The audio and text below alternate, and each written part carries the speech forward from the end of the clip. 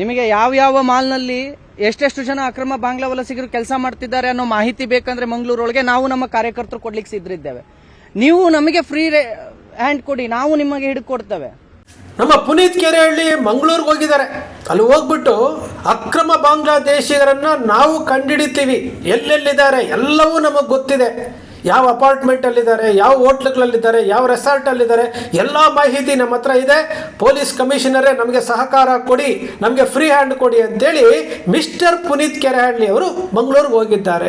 ಅವ್ರು ಹೇಳ್ತಾರೆ ಮುಂದುವರೆದು ಮೀಡಿಯಾಗಳ ಮುಂದೆ, ಇಂಟೆಲಿಜೆನ್ಸ್ ಏನು ಮಾಡ್ತಾ ಇದೆ, ಮಂಗಳೂರಿನಲ್ಲಿ ಬಾಂಗ್ಲಾದೇಶಿಗರು ಯಾವ ರೀತಿ ಬಂದರು, ಟ್ರೈನಲ್ಲಿ ಮೈಸೂರಿಗೆ ಬಂದಿದ್ದಾರೆ ಯಾವ ರೀತಿ ಬಂದರು, ಎಲ್ಲವನ್ನೂ ಹೇಳ್ತಾ ಇದ್ದಾರೆ. ಒಬ್ಬ ಬಾಂಗ್ಲಾದೇಶದಿಂದ ಟ್ರೈನಲ್ಲಿ ಮೈಸೂರವರೆಗೂ ಬರಬೇಕು ಅಂತಂದರೆ 1000 ಕಿಲೋಮೀಟರ್ ದಾಟಿ ಬರಬೇಕು ಅಂತಂದರೆ ಕೇಂದ್ರ ಸರ್ಕಾರದ ಗೃಹ ಇಲಾಖೆ, ರಕ್ಷಣಾ ಇಲಾಖೆ, ಇಂಟೆಲಿಜೆನ್ಸ್ ರಿಪೋರ್ಟು ಏನಾಗಿತ್ತು ಮಿಸ್ಟರ್ ಪುನೀತ್ ಕೆರೆಹಳ್ಳಿ ಅವರೇ? ಕರ್ನಾಟಕದ ಇಂಟೆಲಿಜೆನ್ಸ್ ಬಗ್ಗೆ ಮಾತನಾಡುವಂತಹ ಇವರು ಕೇಂದ್ರ ಸರ್ಕಾರದ ಇಂಟೆಲಿಜೆನ್ಸ್ ಏನಾಗಿತ್ತು? ಮಂಗಳೂರು ಕರಾವಳಿಯ ಭಾಗದಲ್ಲಿ ನಿಂತ್ಕೊಂಡು ಮಾತನಾಡ್ತಾ ಇದ್ದೀರಲ್ಲ, ಕರಾವಳಿಯ ಭಾಗದಲ್ಲಿ ಎಲ್ಲರೂ ಕೇಸರಿ ಕಲಿಗಳೇ, ಶಾಸಕರು ಎಲ್ಲರೂ ಕೇಸರಿ ಕಲಿಗಳೇ, ಲೋಕಸಭಾ ಸದಸ್ಯರು ಎಲ್ಲರೂ ಕೇಸರಿ ಕಲಿಗಳೇ, ರಾಜ್ಯಸಭಾ ಸದಸ್ಯರು ಕೇಸರಿ ಕಲಿಗಳೇ. ಹಿಂದುತ್ವ ಹಿಂದುತ್ವ ಹಿಂದುತ್ವ ಅಂತೇಳಿ ಏನು 24/7 ಹಿಂದುತ್ವವನ್ನು ಇಟ್ಕೊಂಡು ಓಟ್ ತಗೊಳ್ತಾ ಇರುವಂಥ ಇವರಿಗೆ ಗೊತ್ತಾಗಲಿಲ್ವಾ ಮಂಗಳೂರಿನಲ್ಲಿ ಬಾಂಗ್ಲಾದೇಶಿಗರು ಕಟ್ಟಡ ಕೆಲಸದಲ್ಲಿ ತೊಡಗಿಸ್ಕೊಂಡಿದ್ದಾರೆ ಅಂತೇಳಿ ಈ ಕೇಸರಿ ಕಲಿಗಳಿಗೆ ಗೊತ್ತಾಗಲಿಲ್ವಾ? ಇವರು ಬೆಂಗಳೂರಿನಿಂದ ಮಂಗಳೂರಿಗೆ ಹೋಗಿ ಅಲ್ಲಿ ಹೋಗಿ ಕಮಿಷನರ್ಗೆ ಹೇಳ್ತಾರಂತೆ, ಬೆಂಗಳೂರಿನಲ್ಲಿ ಬಾಂಗ್ಲಾದೇಶಿಗರನ್ನೆಲ್ಲರನ್ನ ಕಳಿಸ್ಬಿಟ್ರಂತೆ. ಇವರು ಹೀರೋ ಆಗಲಿಕ್ಕೆ ಹೊರಟಿದ್ದಾರೆ. ಯಾವುದು ಫೇಲ್ಯೂರು? ಕರ್ನಾಟಕ ರಾಜ್ಯ ಸರ್ಕಾರದ ಇಂಟೆಲಿಜೆನ್ಸು ಫೇಲ್ ಆಗಿದೆ, ಪೊಲೀಸ್ ಡಿಪಾರ್ಟ್ಮೆಂಟು ಫೇಲ್ ಆಗಿದೆ, ಕೇಂದ್ರದ ಇಂಟೆಲಿಜೆನ್ಸು ಫೇಲ್ ಆಗಿದೆ.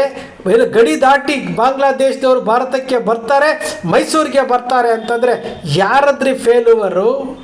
ಯಾರು ಫೇಲ್ ಮಾಡಿದ್ದಾರೆ? ಪುನೀತ್ ಕೆರೆಹಳ್ಳಿ ಅವರೇ, ಮಾತಾಡೋದು ಬಹಳ ಸುಲಭ. ನೀವು ನಿಮ್ಮ ಇರುವಿಕೆಯನ್ನು ತೋರಿಸ್ಕೊಳ್ಳೋದಕ್ಕೆ ಒಂದು 5-6 ಜನನ್ನ ಇಟ್ಕೊಂಡು ನೀವು ಏನು ನಾನು ಹಿಂದೂ ಧರ್ಮ ಅಪಾಯದಲ್ಲಿದೆ ಅಂತೇಳಿ ಏನು ನೀವು ಹೋರಾಟ ಮಾಡ್ತಾ ಇದ್ದೀರಲ್ಲ, ಆ ಧರ್ಮವನ್ನು ಬಳಸ್ಕೊಂಡು ಬಾಂಗ್ಲಾದೇಶಿಗರನ್ನು ಕಂಡುಹಿಡಿಯೋದು ನಿಮಗೆಲ್ಲ ಗೊತ್ತಿದ್ದ ಮೇಲೆ ಯಾಕೆ ಬಚ್ಚಿಟ್ಕೊಂಡಿದ್ದೀರಿ? ಬಾಂಗ್ಲಾದೇಶದವರು ಕರಾವಳಿಯ ಭಾಗದಲ್ಲಿ ಬಚ್ಚಿಟ್ಕೊಂಡಿರೋ ವಿಚಾರ ಇವರೇ ಹೇಳ್ತಾ ಇದ್ದಾರೆ. ಯಾವ ಅಪಾರ್ಟ್ಮೆಂಟು, ಯಾವ ಹೋಟೆಲ್ಲು, ಯಾವ ರೆಸಾರ್ಟು, ಎಲ್ಲೆಲ್ಲಿದ್ದಾರೆ ಅಂತ ಹೇಳ್ತಾ ಇದ್ದಾರೆ. ಅಂದರೆ ಕರಾವಳಿಯ ಭಾಗದ ಜನರಿಗೆ ಬಾಂಗ್ಲಾದೇಶದವರು ಎಲ್ಲಿದ್ದಾರೆ ಅಂತೂ ಗೊತ್ತಿಲ್ಲ. ಪುನೀತ್ ಕೆರೆಹಳ್ಳಿ ಅವ್ರಿಗೆ ಗೊತ್ತಿದೆ. ಪುನೀತ್ ಕೆರೆಹಳ್ಳಿ ಅವರು ಗೊತ್ತಿದ್ದು ಬಚ್ಚಿಟ್ಕೊಂಡು ಕೂತಿದ್ದಾರೆ ಅಂತಂದರೆ ಹಾಗಾದರೆ ಅಪರಾಧಿ ಯಾರು? ಬಾಂಗ್ಲಾದೇಶಿಗರು ಇಂಥ ಜಾಗದಲ್ಲಿ ಇದ್ದಾರೆ ಅಂತ ಗೊತ್ತಿದ್ದರೂ ಸಹ ಇವರು ಸತ್ಯವನ್ನು ಮುಚ್ಚಿಡ್ತಾ ಇದ್ದಾರೆ ಅಂತಂದರೆ ನಿಜವಾದ ಅಪರಾಧಿ ಯಾರು? ಪೊಲೀಸ್ ಡಿಪಾರ್ಟ್ಮೆಂಟ್ಗೆ ಹೇಳ್ಬೇಕಲ್ವಾ?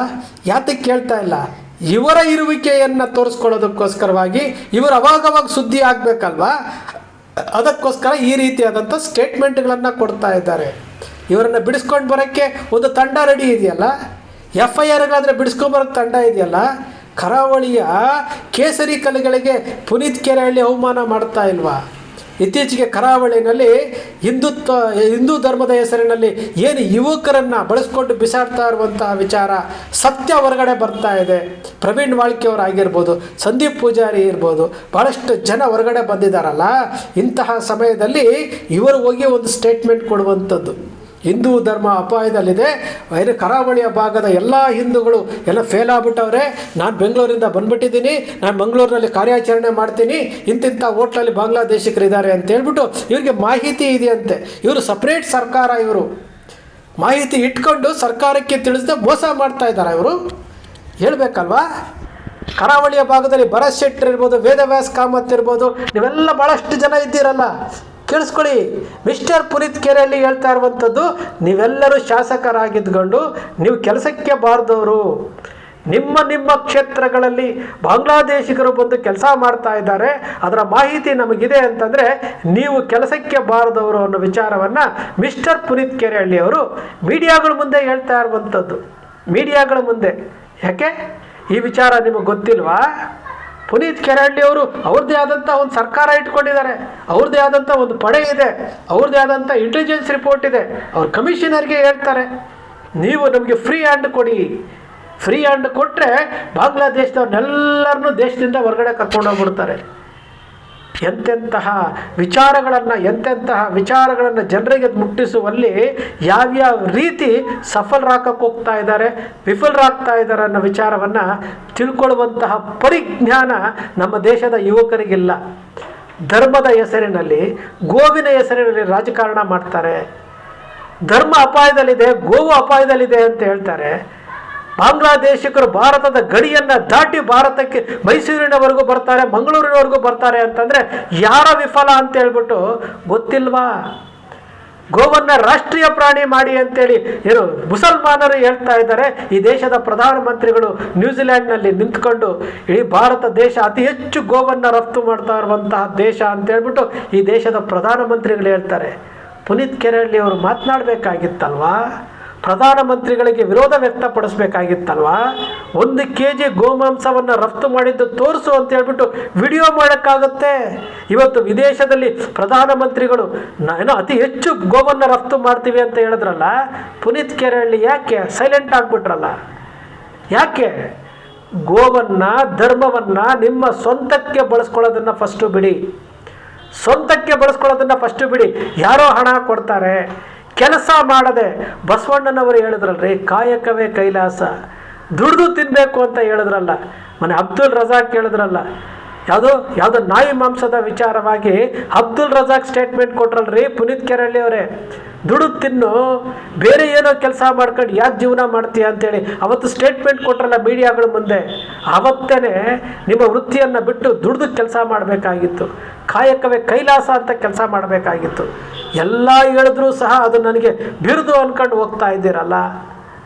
ಮಂಗಳೂರಿನ ಜನ ಇವತ್ತು ಅವರ ಜೊತೆಯಲ್ಲಿ ಬಾಂಗ್ಲಾದೇಶಿಕರು ಇದ್ದಾರೆ, ಅವ್ರಿಗೆ ಗೊತ್ತಿಲ್ಲ. ಅಷ್ಟು ಜನ ಶಾಸಕರುಗಳಿಗೆ ಬಾಂಗ್ಲಾದೇಶಿಕರ ಬಗ್ಗೆ ಮಾಹಿತಿ ಇಲ್ಲ. ಪುನೀತ್ ಕೆರಳ್ಳಿ ಅವರಿಗೆ ಎಲ್ಲವೂ ಗೊತ್ತಿದೆ, ಗೊತ್ತಿದ್ದರೂ ಸಹ ಮುಚ್ಚಿಟ್ಟಿರುವಂಥದ್ದು ಎಲ್ಲವನ್ನು ಮುಚ್ಚಿಟ್ಕೊಂಡು ತಮ್ಮ ಆಟವನ್ನು ತೋರಿಸೋದಕ್ಕೆ, ತಮ್ಮ ಇರುವಿಕೆಯನ್ನು ತೋರಿಸೋದಕ್ಕೆ ಪುನೀತ್ ಕೆರಳ್ಳಿ ಅವರು ಕರಾವಳಿಯ ಭಾಗದ ಶಾಸಕರನ್ನೇ ಡಮ್ಮಿ ಮಾಡಾಕ್ಬಿಟ್ರು, ಅಲ್ಲಿನ ಸಂಸದರುಗಳನ್ನೇ ಡಮ್ಮಿ ಮಾಡಾಕ್ಬಿಟ್ರು, ಅಲ್ಲಿನ ರಾಜ್ಯಸಭಾ ಸದಸ್ಯರುಗಳನ್ನೇ ಡಮ್ಮಿ ಮಾಡಾಕ್ಬಿಟ್ರು. ಆದರೂ ಸಹ ಕರಾವಳಿಯ ಕೇಸರಿ ಕಲಿಗಳು ಇದಕ್ಕೂ ನಮಗೆ ಸಂಬಂಧ ಇಲ್ಲ ಅನ್ನೋ ರೀತಿಯಲ್ಲಿ ನಡ್ಕೊಳ್ತಾ ಇದ್ದಾರೆ. ಸ್ನೇಹಿತರೆ, ನಿಮ್ಮ ಅಕ್ಷರ ಮೀಡಿಯಾ ಸೃಷ್ಟಿ ಮಾಡಲ್ಲ, ಕಲ್ಪನೆ ಮಾಡಲ್ಲ, ವಾಸ್ತವದ ವಿಚಾರವನ್ನು ವಿಶ್ಲೇಷಣೆ ಮಾಡುತ್ತೆ, ಸತ್ಯವನ್ನು ಹೇಳುತ್ತೆ, ಸತ್ಯವನ್ನಲ್ಲದೆ ಬೇರೇನೂ ಹೇಳೋದಿಲ್ಲ. ಧರ್ಮ ದೇಶದ ಉಳಿಗೋಸ್ಕರವಾಗಿ ನಿಮ್ಮ ಅಕ್ಷರ ಮೀಡಿಯಾ ಮಾತನಾಡುತ್ತೆ. ಅಕ್ಷರ ಮೀಡಿಯಾದ ವಿಶ್ಲೇಷಣೆ ನಿಮ್ಗೆ ಇಷ್ಟ ಆಯಿತು ಅಂದರೆ ಸಬ್ಸ್ಕ್ರೈಬ್ ಆಗಲಿಲ್ಲ ಅಂದರೆ ಸಬ್ಸ್ಕ್ರೈಬ್ ಮಾಡ್ಕೊಳ್ಳಿ, ಪಕ್ಕದಲ್ಲಿ ಕಾಣುವಂಥ ಬೆಲ್ ಐಕಾನ್ ಪ್ರೆಸ್ ಮಾಡಿ, ಶೇರ್ ಮಾಡಿ, ಪ್ರೋತ್ಸಾಹ ನೀಡಿ.